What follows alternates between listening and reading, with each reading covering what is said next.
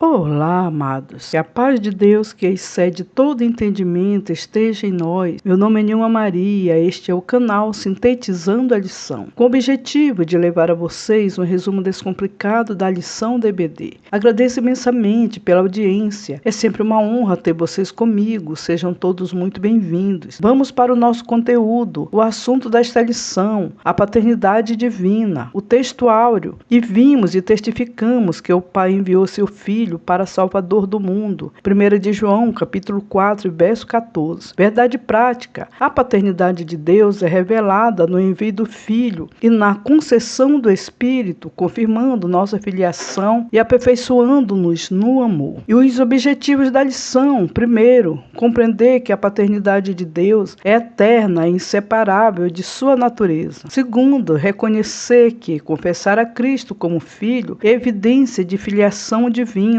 Terceiro, aplicar os princípios do amor do Pai como base para a vida cristã. Bom, é sobre isto que a lição vai tratar. Nesta lição, iremos estudar sobre a revelação da paternidade de Deus por meio da Trindade. O Pai enviou o Filho e nos concedeu o Espírito, formando conosco uma relação íntima, segura e transformadora. Venha comigo, se inscreva, curta, comente, deixe a sua opinião sobre este assunto e compartilhe com um amigo. Dessa forma, você nos ajuda nesta missão. Esta lição está dividida em 3 tópicos. O primeiro tópico está dividido em 4 subtópicos, o segundo em 3 subtópicos e o terceiro também em 3 subtópicos. O primeiro tópico, com o tema A Revelação da Paternidade do Pai, e como primeiro subtópico, Definição da Paternidade do Pai. A paternidade é um atributo exclusivo da primeira pessoa da Trindade. Deus é Pai, porque é a fonte de tudo que existe, soberano sobre todas as coisas. 1 Coríntios, capítulo 8, verso 6. E princípio sem princípio. Ele não foi gerado por ninguém, João capítulo 1, verso 18, mas é aquele que eternamente gera o Filho, Salmos 2, verso 7. E juntamente com o Filho é a fonte da procedência do Espírito Santo, conforme João capítulo 14, verso 26. Essa paternidade revela um Deus pessoal, amoroso e cuidador, que concede toda boa dádiva, conforme Tiago, capítulo 1, verso 17, a seus filhos. Compreender a paternidade divina fortalece a fé e traz consolo, pois sabemos que nossa vida está sob o cuidado do Pai soberano. O segundo subtópico, a paternidade eterna do Pai, aqui aprendemos que a paternidade de Deus não começou no tempo, mas existe desde toda a eternidade. Antes da criação do mundo, o Pai já se relacionava com o Filho em perfeita comunhão e glória. Isso revela que Deus nunca esteve só, nem passou por mudanças em sua identidade. O Pai sempre foi Pai, o Filho sempre foi Filho e o Espírito Santo sempre foi Espírito. Efésios capítulo 1, verso 3 a 4 e Hebreus capítulo 1, verso 2 a 3. Essa verdade afirma a eternidade das pessoas da Trindade e demonstra que o amor e o relacionamento fazem parte da própria essência de Deus antes mesmo da criação da humanidade. O terceiro subtópico, o Pai gerou Filho. A geração do Filho não significa que ele foi criado, mas que é eternamente gerado pelo Pai, compartilhando da mesma essência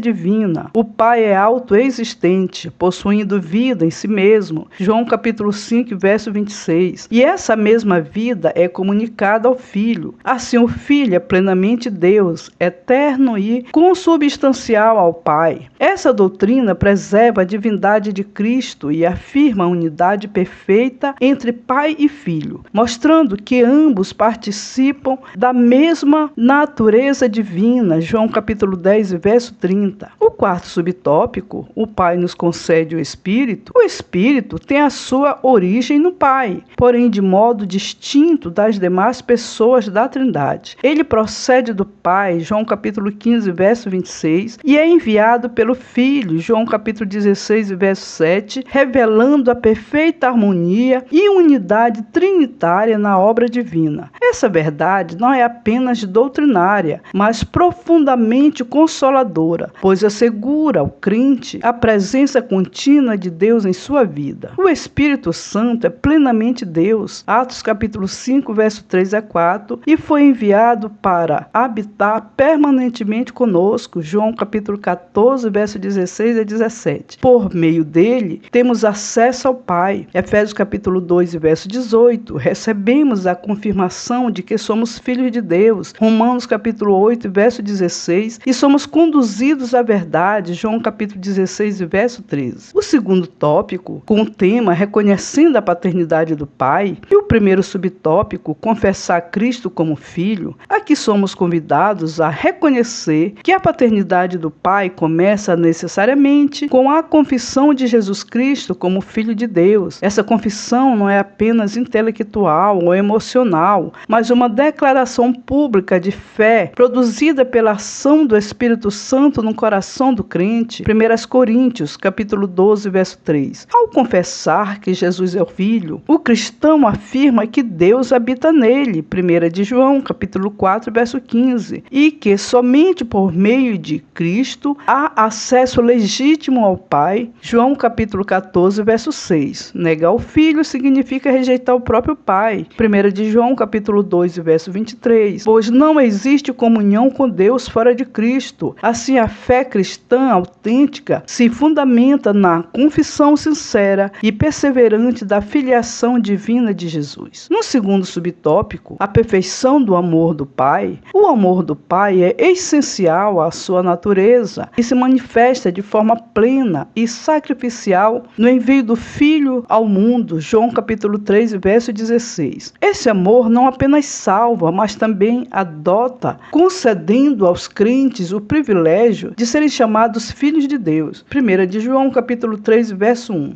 Trata-se de um amor inquebrável que não pode ser vencido por circunstâncias, poderes espirituais ou limitações humanas. Além disso, é um amor pessoal direcionado a cada crente individualmente. A salvação nasce nesse amor abundante. Efésios capítulo 2, verso 4 a 5, que nos buscou quando estávamos mortos em pecados, nos vivificou em Cristo e continua nos guardando até o fim. No terceiro subtópico, as bênçãos da filiação divina, aqui o nosso comentarista nos convida a reconhecer que a filiação divina produz segurança espiritual e confiança diante de Deus, afastando o temor do juízo eterno. 1 de João, capítulo 4, verso 17. O crente deixa de viver como escravo do medo para viver como filho amado, aceito em Cristo. Romanos, capítulo 8, verso 15. Embora as Escrituras alertem quanto à necessidade da vigilância e perseverança na fé, o Espírito Santo que habita no crente testemunha continuamente sua condição de filho de Deus. Esse testemunho aperfeiçoa o amor em nós e lança fora todo medo da condenação. Efésios capítulo 1, verso 13 a 14. Pois onde o amor de Deus governa, o temor não encontra espaço. Antes, o verdadeiro amor lança fora todo temor. 1 de João capítulo 4, verso 18. O terceiro tópico contém a experiência do amor do Pai, e o primeiro subtópico, o amor aperfeiçoado num crente. O aperfeiçoamento do amor de Deus num crente é uma obra contínua do Espírito Santo, realizada por meio da obediência à palavra. Guardar os mandamentos não é um fardo, mas é evidência visível de um amor verdadeiro e sincero por Deus. João capítulo 14, verso 21. Cada atitude prática de fidelidade à vontade divina contribui para o amadurecimento espiritual, fortalecendo o amor em nós. Lucas capítulo 16, verso 10. Assim, viver a palavra não apenas confirma nossa comunhão com Deus, mas também nos capacita a refletir o seu amor. Mateus capítulo 22, verso 37 a 40. O segundo subtópico, o amor é a marca dos filhos de Deus. O amor é o sinal distintivo daqueles que pertencem a Deus, embora Deus seja invisível. Sua presença torna-se perceptível quando os cristãos vivem em amor mútuo. João capítulo 13, verso 34 a 35. Por meio desse amor, o mundo é levado a conhecer o Deus que não vê. Quem ama demonstra que conhece a Deus e vive em comunhão com Ele. 1 João capítulo 4, verso 12. Dessa forma, o amor cristão se torna um testemunho testemunho vivo da realidade de Deus na vida dos seus filhos. O terceiro subtópico, fomos amados primeiro. A vida cristã fundamenta-se na iniciativa soberana do amor de Deus. Não amamos a Deus por mérito próprio, Efésios capítulo 12, verso 4 a 5, mas como resposta ao fato de termos sido amados primeiro, 1 de João capítulo 4, verso 19. Esse amor nos alcançou quando ainda estávamos em pecado, manifestando-se plenamente na obra redentora de Cristo na cruz. João capítulo 15, verso 13. A fé, a salvação e a capacidade de amar procedem desse amor gracioso derramado em nossos corações pelo Espírito Santo. Romanos capítulo 5, verso 5. Assim, toda vivência cristã deve ser uma resposta de gratidão e entrega num amor imerecido do Pai. 2 Coríntios capítulo 5, verso 14 a 15. Bom, aprendemos com esta lição que a paternidade de Deus é revelada por meio da ação conjunta da Trindade, estabelecendo conosco uma relação sólida e paterna. Amamos a Cristo porque fomos amados primeiro, e o Espírito nos convence a viver em obediência e comunhão.